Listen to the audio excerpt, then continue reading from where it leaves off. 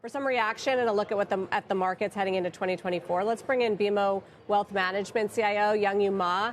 Young, your first take, Youngwoo, on the comments that we're getting from Chair Powell. Yeah, great to be here, Sarah. More or less as expected. We did think there would be some pushback on the idea of what the markets are pricing in now, a little bit more aggressiveness or optimism with cutting rates early, and certainly the Fed is not going to just fall in line with that messaging. But I do think that a lot of elements are in place that the Fed is seen as fairly optimistic. But we want to keep in mind that the Fed is going to have the experience of the 1970s really front and center, which Chairman Powell has talked about many times, when the Fed really eased up or took their foot off the brakes too soon and inflation made a resurgence. So I think the Fed is really in it for the long game, and the market is a bit too optimistic in terms of pricing and rate cuts earlier in the year next year.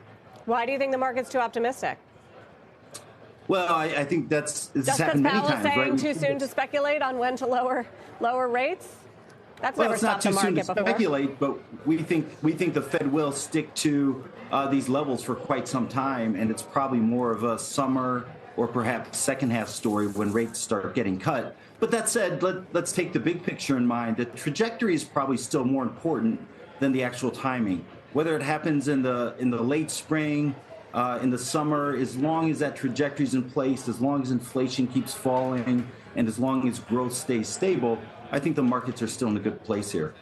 Yeah, I mean, the debate would seem to be around, whether, if the economy remains resilient, whether they're going to be talking about so-called fine-tuning or insurance cuts as we get into next year, as opposed to, we know they'll respond if there's outright weakness, or if there's a shock, or there's some kind of real distress in the economy. It's much more about, if in a steady state economy, what is their reaction to still declining inflation going to look like?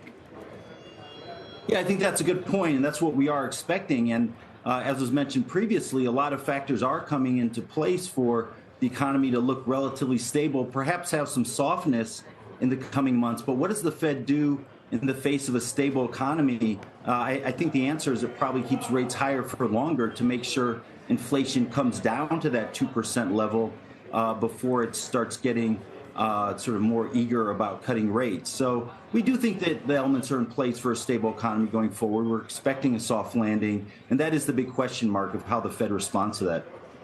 So more comments from Powell here, just some headlines. Job market has cooled, but is still strong. He's obviously welcoming the recent softening in inflation data. We are going to get a jobs report next week. Do you expect that we'll continue to see the job market cooling, and at what pace here? I do think there are continued indicators that the job market is cooling, but that said, it's cooling to a more balanced level. It's not going from balanced to weak. It's going from relatively strong to more balanced now.